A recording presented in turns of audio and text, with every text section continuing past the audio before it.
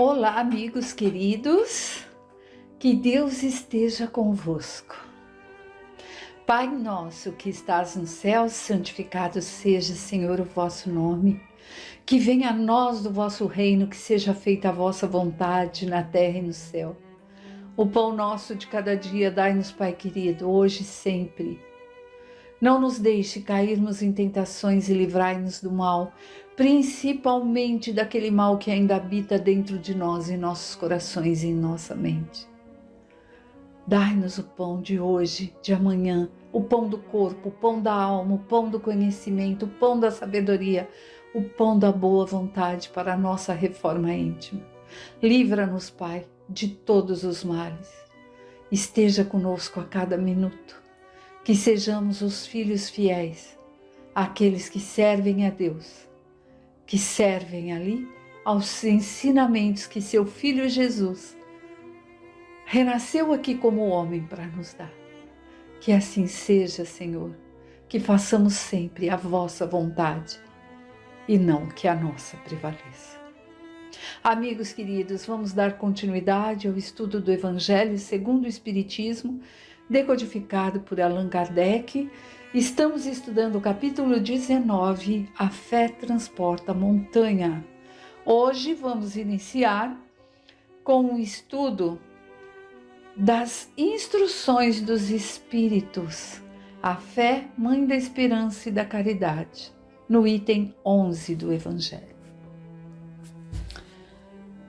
A fé, mãe da esperança e da caridade, José, Espírito Protetor, Bordeaux, 1862. A fé, para ser proveitosa, deve ser ativa, não deve ficar adormecida. Mãe de todas as virtudes que conduzem a Deus, deve velar atentamente pelo desenvolvimento de suas próprias filhas. Meus amigos, olha o que nós lemos. A fé, para ser proveitosa, deve ser ativa. Ativa. Ela deve ter movimento, deve ser exercitada, deve ser colocada em prática. Ela não pode ficar adormecida. Também vemos que a fé é mãe de todas as virtudes.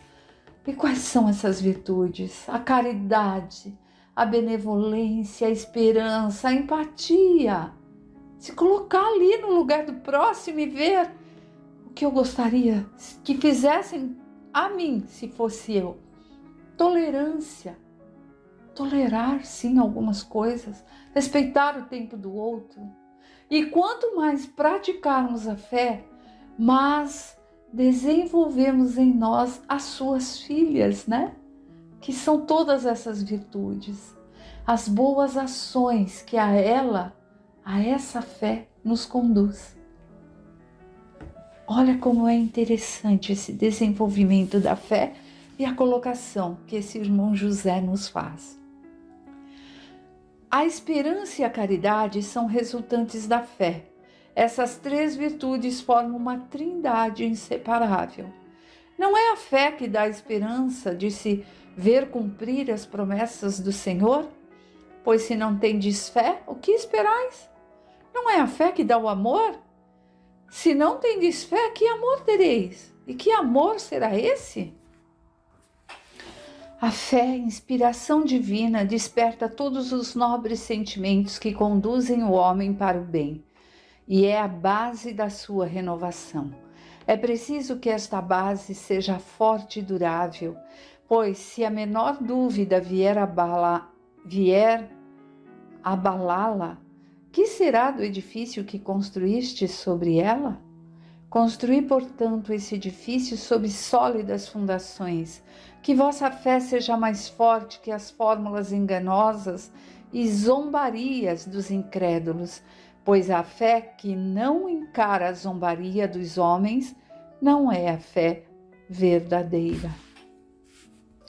Bem, meus amigos, vamos pensar um pouquinho a respeito disso, Nós vemos que a fé precisa ser ativa, porque nós estamos acostumados a pensar na fé como algo que vem de fora, E nós estamos aprendendo aqui, destrinchando estas letrinhas, né? Vendo o que há ali, estudando miudinho, como eu aprendi lá em Ouro Preto, numa casa espírita, quando fomos em caravana com o Olair, que tem que ser estudado ali assim, miudinho, o Evangelho, para que entendamos cada coisinha. E a partir do dia que eu ouvi isso, eu comecei a estudar de verdade, porque antes eu pegava no todo e perdia tanta coisa. E a fé, ela não é algo externo, nós estamos vendo isso aqui, ela não vem de fora. E ela deve ser ativa, estar em movimento e não ficar adormecida dentro de mim. Eu bater no peito e dizer que eu tenho fé, eu tenho fé. A fé que não produz, eu ouvi num exemplo quando eu estava estudando, que é igual uma lâmpada queimada. Né? Esse exemplo não é meu não, eu ouvi de outros que já estudaram esse capítulo. É como se fosse uma lâmpada queimada. Quando queima uma lâmpada em nossa casa, aqui em casa, o que eu faço? Eu não vou trocar não, eu peço pro marido. Mas muitos trocam, chega lá e já coloca outra, porque aquilo é muito ruim para nós, a falta da claridade. Então, porque a lâmpada queimada não cumpre o seu papel. E a fé estagnada dentro de nós também não. Nós já vimos que Deus colocou em nós essa sementinha desde que nascemos, para que nós possamos desenvolver. E aí nós vimos aqui nesse trechinho do capítulo que a fé, ela não pode ser abalada por zombarias, né? Então a gente não pode deixar que os acontecimentos externos que façam com que a gente se deteriore, com que a gente se abale. Não podemos fazer isso. Nós precisamos estar com uma fé sólida. Sólida. Por quê? Para que continuemos agindo conforme estamos aprendendo. É isso, a gente precisa agir. Então, a fé precisa de obras, de movimento, de trabalho, né? E nós vemos que a esperança e a caridade são filhas da fé e são inseparáveis. Agora, como é que nós vamos ter fé? Vamos ter esperança sem ter fé? É o que ele nos condiz, nos mostra aqui no texto, né? Esse irmão aí que está nos colocando, fazendo-nos pensar. Se eu vou ter esperança, mesmo no âmbito material, como que eu vou ter esperança que eu vou passar no vestibular se eu não acredito? Nem em Deus, nem no que eu batalhei para conseguir, nem nada. É a fé que nós temos que usar ali. E a ir atrás, por isso esse movimento, essa ação, né? E não ficar ali deitado e pensando que vai passar, não é isso. E como fazer a caridade, que é o amor em movimento? Como colocar em prática sem fé?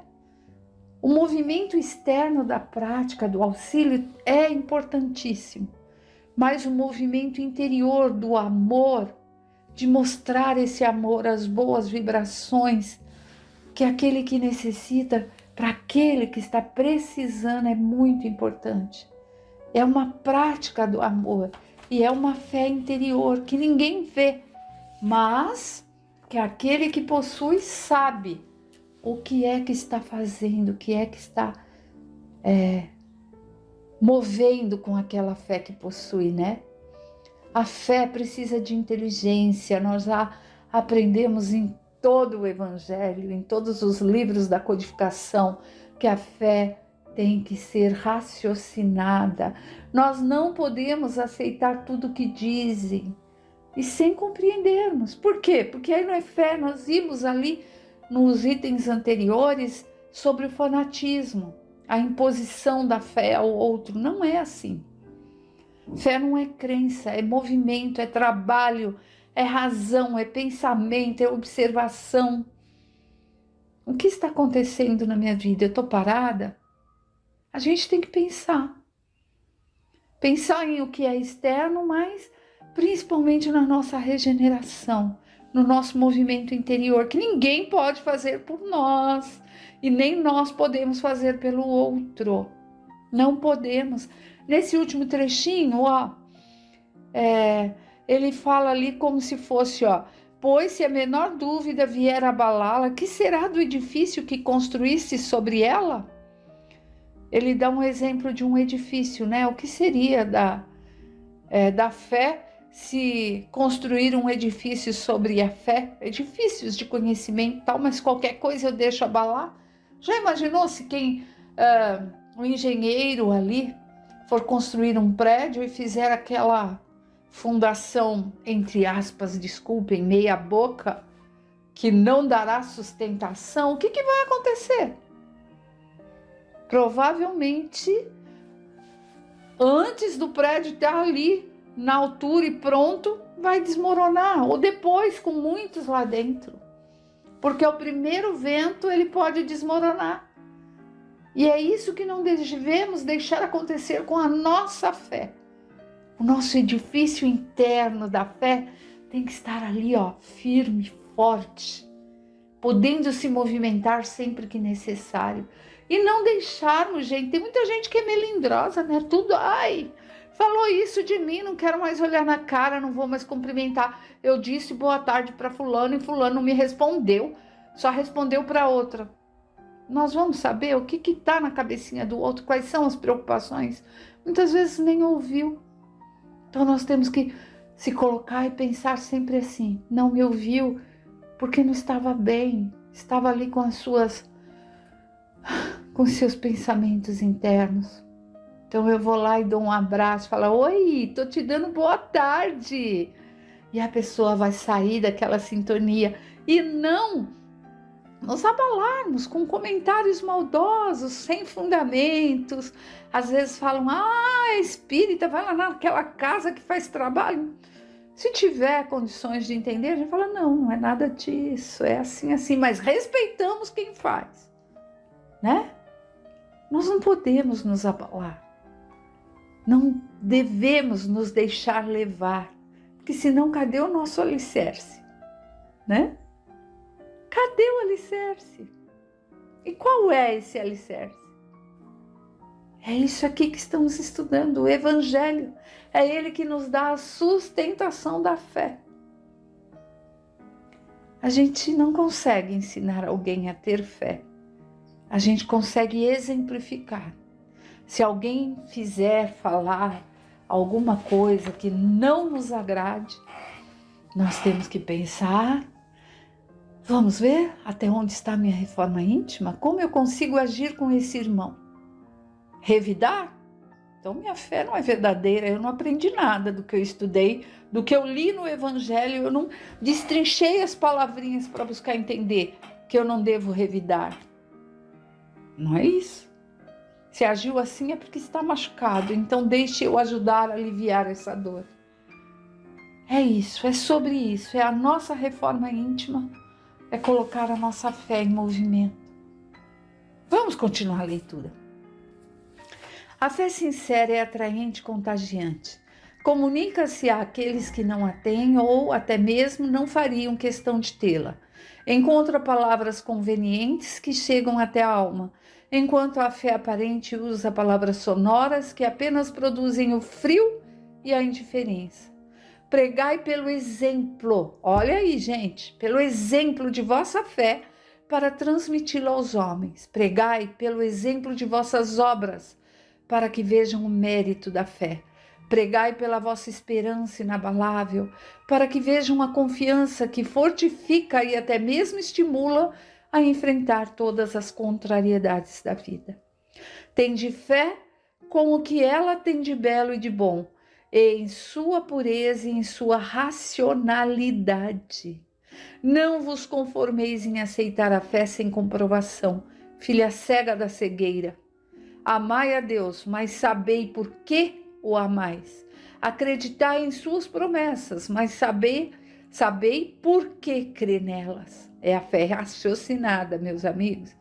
Segui nossos conselhos. É esse irmão, esse espírito amigo protetor, espírito protetor José, lá de Bordeaux, que está nos colocando. Segui nossos exemplos, mas conscientes do objetivo que vos mostramos e dos meios que indicamos para atingir. Acreditai e esperai, sem nunca fraquejar. Os milagres são obras da fé. É isso. Ele não está dizendo, Siga o exemplo que eu estou dando aqui nestas palavras, a fé é mãe da esperança e da caridade, pronto. Siga, mas esteja consciente do objetivo pelo qual estamos trazendo essa mensagem para vós. Certo? Vamos agora ao item 12, a fé divina e a fé humana. A fé é o sentimento que nasce com o homem sobre o seu destino futuro. É a consciência que ele tem das suas imensas capacidades, cujo germe foi nele depositado, a princípio adormecido, e que lhe cumpre no tempo fazer germinar e crescer, por força da sua própria vontade. Então, gente, a princípio, primeiro a fé é inata, já nasce com o ser humano. A princípio, ela é uma sementinha adormecida, como aquela sementinha que a gente planta ali e espera que cresça, que dê ali o primeiro galinho, as folhinhas. E cabe a nós fazê-la crescer alimentando-a. Como? Com os nossos pensamentos, com a nossa vontade, com as nossas atitudes, com o nosso vigiar e orar para desvencilharmos das situações difíceis, com a reforma íntima. É isso que ele vem nos mostrar e nos colocar, né? Sobre essa fé humana, que nós já crescemos, chegamos aqui no planeta com essa sementinha. Até o presente, a fé foi apenas compreendida em seu sentido religioso, porque o Cristo a revelou como uma poderosa alavanca, mas apenas viram nele o chefe de uma religião. O Cristo, que realizou milagres verdadeiros, mostrou por esses mesmos milagres o quanto pode o homem quando tem fé, ou seja, quando tem a vontade de querer e a certeza de que essa vontade pode se realizar. Os apóstolos, assim como ele, também não fizeram milagres? E o que eram esses milagres, senão efeitos naturais, cuja causa era desconhecida dos homens de então, mas que hoje, em grande parte, se explicam e se compreendem completamente pelo estudo do espiritismo e do magnetismo? Bem, meus amigos, aqui nós vemos que Jesus nos diz, né? Ou seja, quando se tem fé de querer, a certeza de que essa vontade pode se realizar. Nós sabemos, e fala também sobre o magnetismo, que os apóstolos também fizeram milagres, né? Mas aí nós devemos lembrar que nós todos, tudo é energia. Nós somos espíritos, somos energia também. E estamos todos envolvidos no fluido cósmico universal, de que tanto fala lá o nosso livrinho de estudo de segunda, Evolução em Dois Mundos, de André Luiz, Chico Xavier, Valdo. Então, lá no início fala desse fluido, de onde advém todo o resto. E todos nós, não adianta eu falar, eu não gosto de fulano, não gosto de ciclano, nós estamos todos na mesma teia. É uma teia de fluido magnético, eletromagnético, que eu estou lutando para entender e compreender, porque a minha visão química e física é bem aquém do que eu gostaria, para que eu possa entender tudo isso que é citado ali nas obras de André Luiz. Mas um dia, se Deus quiser e eu tiver força de vontade, eu hei de aprender, mas um pouquinho estou aprendendo. Então nós estamos todos envoltos aí nessa energia do fluido cósmico universal, que é a energia de Deus. Portanto, o que nós percebemos é que se tivermos fé verdadeira, nós podemos operar milagres, entre aspas, porque sabemos que é a manipulação desses fluidos cósmicos. Que lá na época de Jesus tudo era visto como milagre, e nós no Espiritismo estamos aprendendo que era a manipulação dos fluidos e a energia de Jesus, que é assim, incomparável com tudo. Eu não sei, como diz André Luiz em várias passagens, não há palavra que dê para decodificar, então eu também não sei que palavra usar para definir, e nem a quero ousar tentar definir esse magnetismo de amor de Jesus, que ele podia tantas coisas, e ele diz, aquele que tem fé também pode. E nós vemos que se nós tivermos essa fé interna, nossa, e a colocamos em movimento nas ações que praticamos, nós conseguimos sim emanar boas energias a nós mesmos, ao invés de pensar em coisas difíceis. Vamos pensar no bem, vamos usar o bem, vamos vibrar o bem a nós e ao próximo, né? Nós conseguimos, nós somos filhos de Deus. A fé humana ou divina, conforme o homem aplique as suas capacidades em relação às necessidades terrenas ou seus anseios celestes e futuro.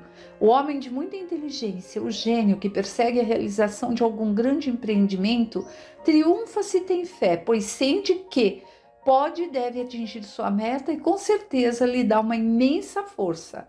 O homem de bem que, acreditando no seu futuro celeste, quer preencher sua vida com nobres e belas ações, tira da sua fé, na certeza da felicidade que o espera, a força necessária. E aí então se realizam os milagres da caridade, devotamento e renúncia. Enfim, com a fé não há tendências más que não possam ser vencidas. O magnetismo é uma das maiores provas do poder da fé colocada em ação. É pela fé que ele cura e produz esses fenômenos que antigamente eram qualificados como milagres.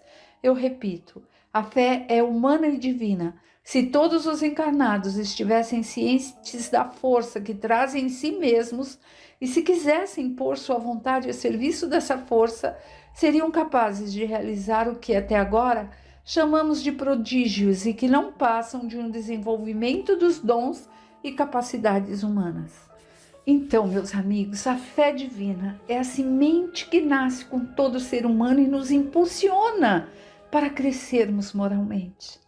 E que aquele ser usa essa faculdade para o aperfeiçoamento espiritual.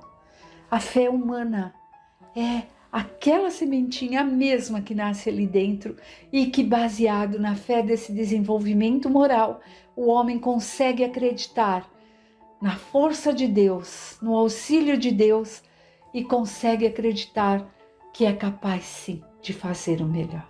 Fique em paz, que Deus esteja com todos.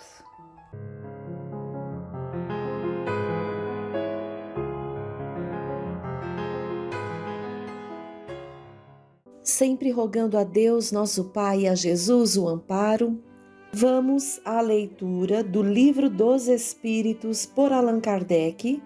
Estamos no livro 2, capítulo 1 dos Espíritos, no último item desse capítulo, item 8, Anjos e Demônios. Pergunta 128.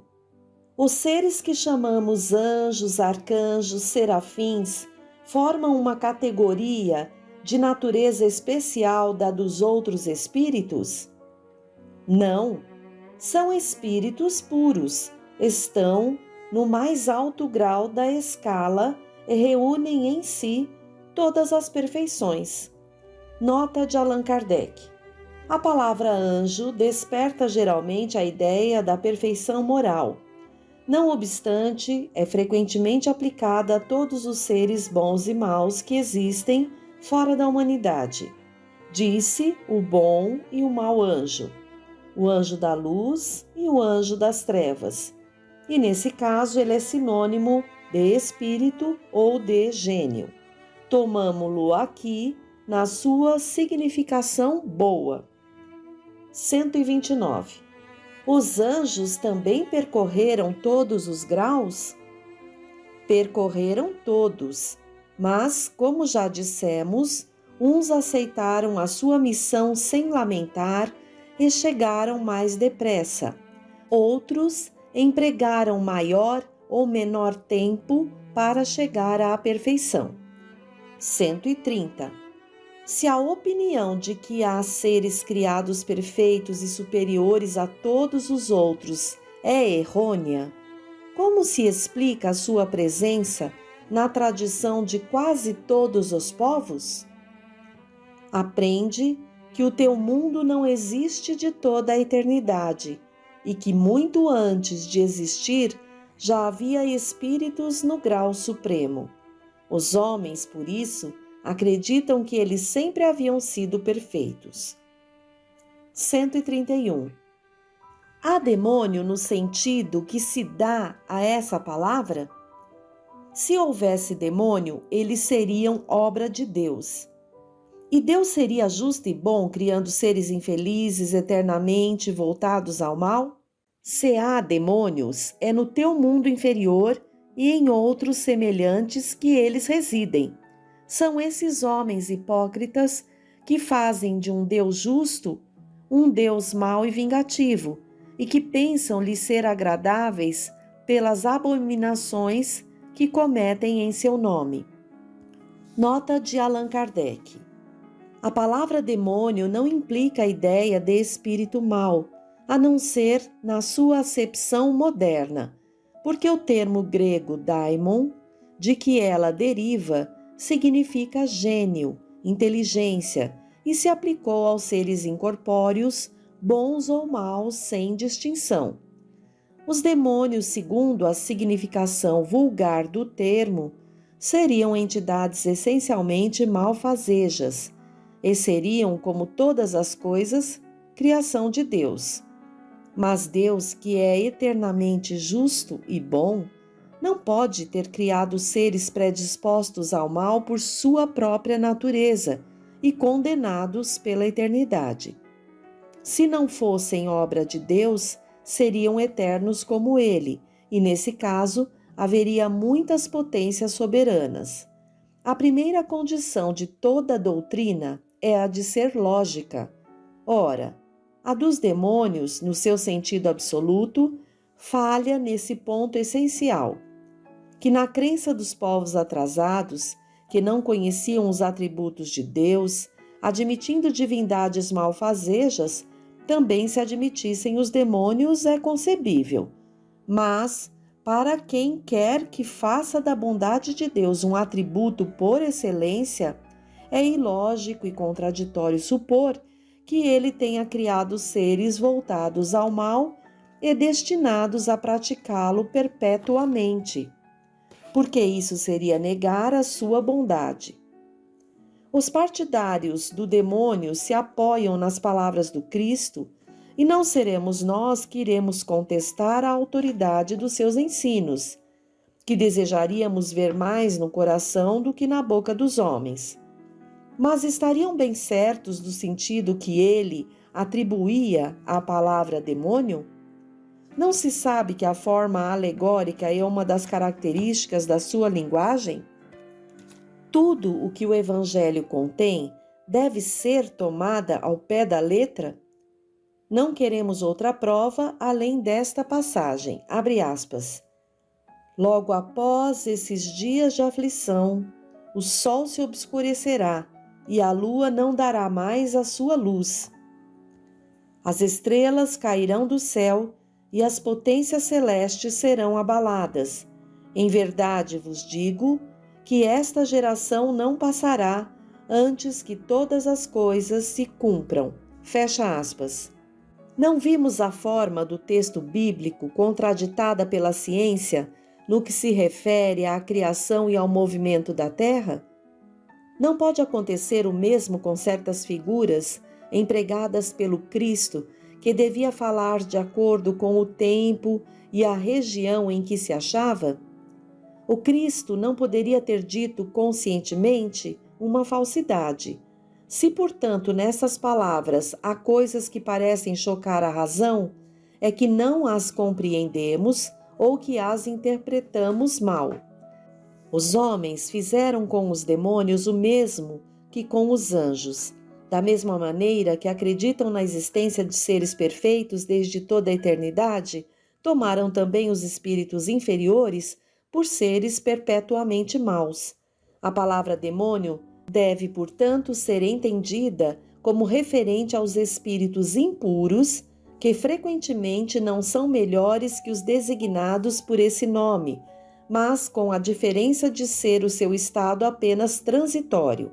São esses os espíritos imperfeitos que protestam contra as suas provações e por isso as sofrem por mais tempo, mas chegarão por sua vez à perfeição quando se dispuserem a tanto.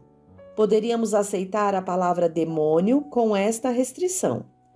Mas, como ela é agora entendida num sentido exclusivo, poderia induzir em erro, dando margem à crença na existência de seres especialmente criados para o mal. A propósito de Satanás, é evidente que se trata da personificação do mal sob uma forma alegórica, porque não se poderia admitir um ser maligno lutando de igual para igual com a divindade, e cuja única preocupação seria de contrariar os seus desígnios. Como o homem necessita de imagens e figuras para impressionar a sua imaginação, pintou os seres incorpóreos com formas materiais dotadas de atributos que lembram as suas qualidades ou os seus defeitos. Foi assim que os antigos, querendo personificar o tempo, deram-lhe a figura de um velho com uma foice e uma ampulheta. Uma figura de jovem nesse caso seria um contrassenso. O mesmo se deu com as alegorias da fortuna, da verdade, etc. Os modernos representaram os anjos, os espíritos puros, numa figura radiosa, com asas brancas, símbolos da pureza, e Satanás com chifres, garras e os atributos da bestialidade, símbolos das paixões. O vulgo, que toma as coisas ao pé da letra, viu nesses símbolos entidades reais, como outrora tinha visto Saturno na alegoria do tempo. Bem, vamos ver que aqui Kardec, através desse item, nos deixa claro, com o auxílio da espiritualidade maior, que os anjos não são seres diferentes nem criação à parte da obra divina. São espíritos que também viveram encarnados na Terra ou em outro planeta e acabaram por suas experiências encarnando e desencarnando, chegando ao grau de perfeição. Conquistaram por seu esforço, o grau superior de moralidade e de inteligência. Compreendemos aqui que, para nossa compreensão, a palavra anjo deve designar somente as entidades que já se elevaram ao plano superior, que já estão redimidas. Com esse estudo, nós lembramos até do anjo da guarda, há um trechinho que André Luiz diz no livro Entre a Terra e o Céu, lá no capítulo 23, na página 215, assim define o anjo da guarda, abre aspas. Anjo da guarda é uma expressão que define o espírito celeste que vigia a criatura em nome de Deus, ou pessoa que se devota infinitamente a outra, ajudando-a ou defendendo-a. Fecha aspas. Mas nós vamos estar aprofundando um pouquinho mais sobre essa questão mais à frente. E com relação à questão da palavra demônio, ficou claro que não são seres criados à parte, nem tampouco anjos que se perverteram, mas espíritos que, de posse do livre-arbítrio, ainda não se decidiram no caminho do bem, a trilhar o caminho do bem. Há um trechinho na Revista Espírita por Allan Kardec de 1867, na página 273, que se refere a demônios nesses termos, abre aspas.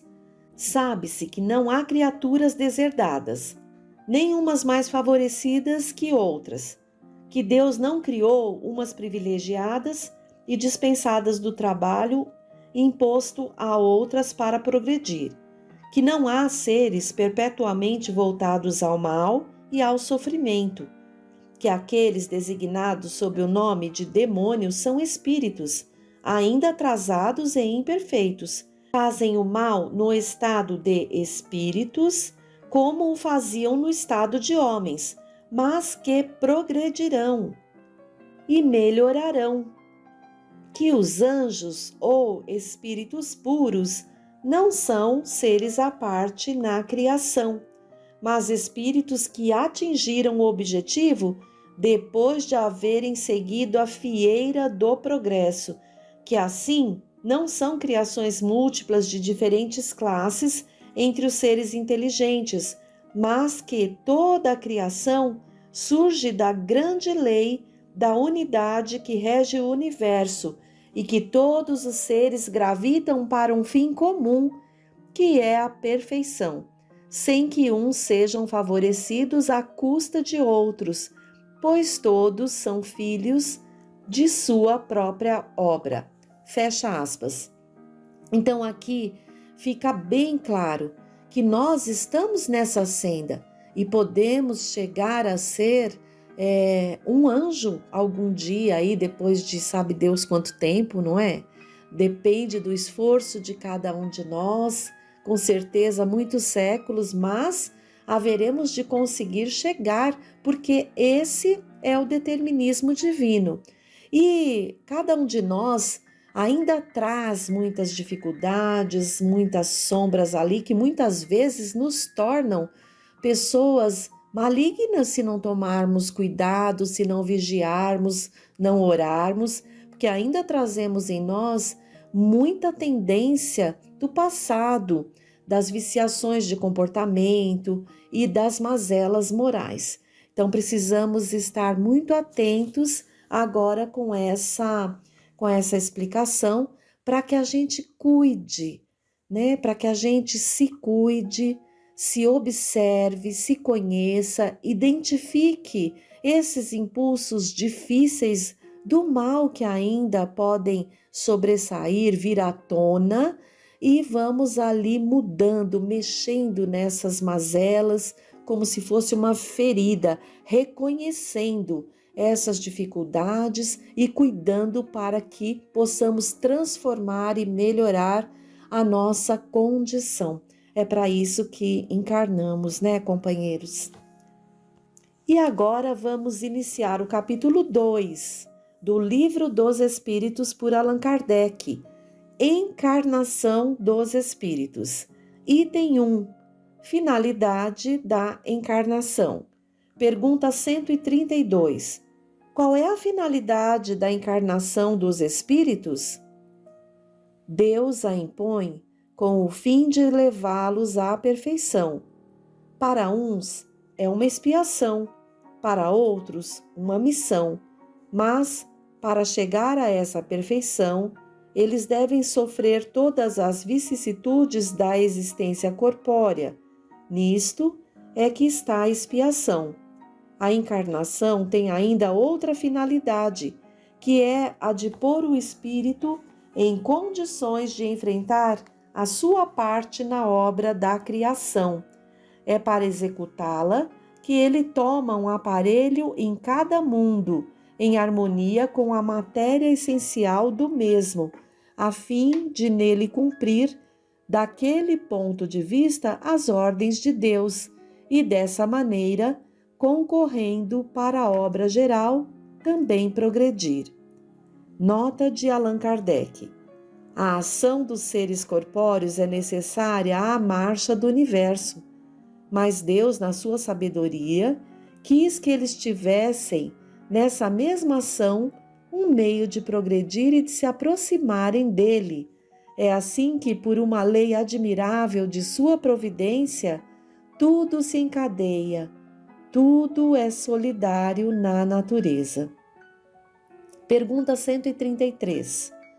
Os espíritos que desde o princípio seguiram o caminho do bem têm necessidade da encarnação? Todos são criados simples e ignorantes e se instruem através das lutas e atribulações da vida corporal. Deus, que é justo, não podia fazer feliz a uns sem penas e sem trabalhos e, por conseguinte, sem mérito. 133a. Mas então de que serve aos espíritos seguirem o caminho do bem, se isso não os isenta das penas da vida corporal? Chegam mais depressa ao alvo. Além disso, as penas da vida são frequentemente a consequência da imperfeição do espírito. quanto menos imperfeito ele for, menos tormento sofrerá. Aquele que não for invejoso, nem ciumento, nem avarento ou ambicioso, não passará pelos tormentos que se originam desses defeitos. Vejam, queridos companheiros, a preciosidade do momento em que estamos vivendo no corpo físico, de carne, de ossos e tudo mais. Veja a oportunidade que temos de utilizarmos desse corpo para esse fim de aprendizado, de correção de equívocos que tivemos, de acerto de relacionamentos, de vínculos. Uma bênção a oportunidade que temos. Então não podemos desanimar. E muitos espíritos que foram criados simples e ignorantes como nós, seguiram sempre pelo caminho do bem, passaram por todas as vicissitudes que são necessárias à prova para chegar até a relativa perfeição ali, junto com Deus, co-criadores, né? E há outros que vão se enroscando pelo caminho aí e demorando mais para chegar a esse fim. Jesus é o exemplo maior do espírito criado por Deus que passou em linha reta, passando nobremente por todas as vicissitudes e provas e chegou a essa perfeição, agora co-criador junto com Deus nosso Pai.